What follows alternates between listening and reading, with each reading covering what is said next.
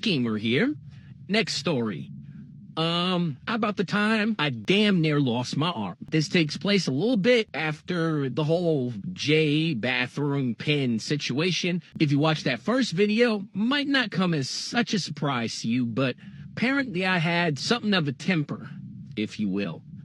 And my pops was highly entertained by this temper. And so much so to the point that he and his friends would sit, on the couch gathered by sliding glass door where they could see altercations go down. And I might have been something of a crash out at maybe 4. Now, when you're 4, what's the type of sniff that you crashing out over? Usually it's over a toy, right? A specific toy that you don't want to share with nobody else, because at 4, sharing is your biggest obstacle, right? Learning how to share with other people. And even in the best of those situations, you have one special something that you don't want nobody else to touch. But for me, I can actually remember this story way better than I can remember the J Pen bathroom story. And I know for a fact that it was over a flipping toy. A toy that I told kids, hey, you want to come out here and play with my toys? Do you? Don't touch this one. And no matter who the kid was, no matter how many times they were told, no matter how close I pulled that toy towards me to discourage somebody touching it, somebody had to touch that toy. And each time they did, well, crash out is going to do what a crash out is going to do. And I crashed out.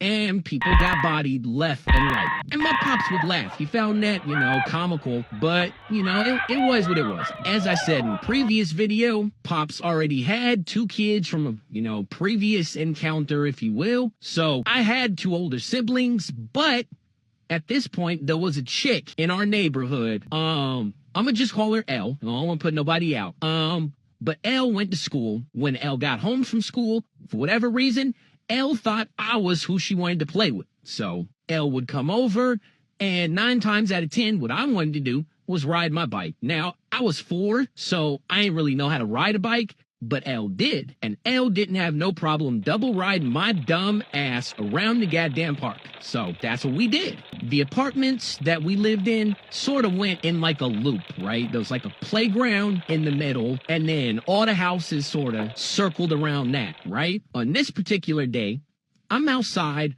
I'm waiting on L. I got the bike outside chilling so it can get, nice and warm before L gets there. L don't have to worry about no cold bike. And then we just ride and chill. Unknown to me at this particular time, Kevin is outside. Yeah, I use his real name. Do something about it. If you happen to be him and you in them comment sections, you know what you did, you monster. So, yeah, I'm using your real, hey, it is what it is. So Kevin, somewhat of a neighborhood bully. You call this man Debo if you want. I don't know. That's just what he was. But he was basically Swiper. Kevin was always out and about looking to see what he could snatch and take off with. So I'm messing around in the sandbox, trying to find something to do while I wait for L to get home from school, and I hear footsteps behind me. Turn back, and Kevin's little butt is on my bike. I'm like, ooh, hold up, player, hold up. Nah, that's not what's finna happen. That ain't going down, player. So to stop Kevin from kiting off on my goddamn bike, I hold on, and I'm doing a pretty good job, apparently, because Kevin can't take off like he wanted to on my bike. He's screaming, let go. I'm screaming, get off my bike, get off my bike. Kevin leans forward and just bites the flip out of me. So, of course, I take off running in the house. I'm screaming, I'm crying, I'm screaming. My arm just got bitten too. You know what I'm saying? I'm leaking, life-bearing fluids, if you will. I mean, I say bleeding. I don't want TikTok community guidelines on my butt. So I find my dad in the bathroom, and Pops is like, yo, calm down. You know what I'm saying? He bandaged my joint up, and he's like, listen, Kevin made you cry, huh? Kevin bit you? Kevin made you bleed? Interesting.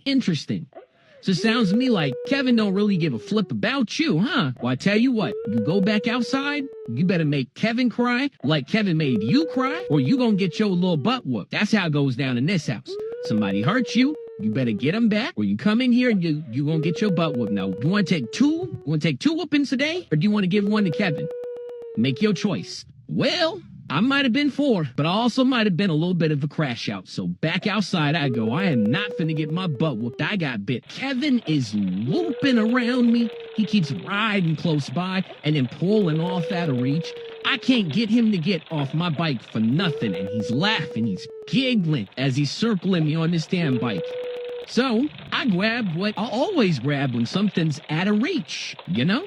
You're playing outside and your ball goes underneath the car. What do? If you're me, you grab the broom and use the broom to swipe it from underneath the car. So I grab the broom and I wait. Kevin circles back by. He's veering in nice and close, like he's about to pull off, and smack! He goes falling off the bike. The bike rolls a little bit more forward before it finally crashes to the ground. And he's laying there. He's not crying. My dad said, make him cry like he made me cry. So what does a crash out do?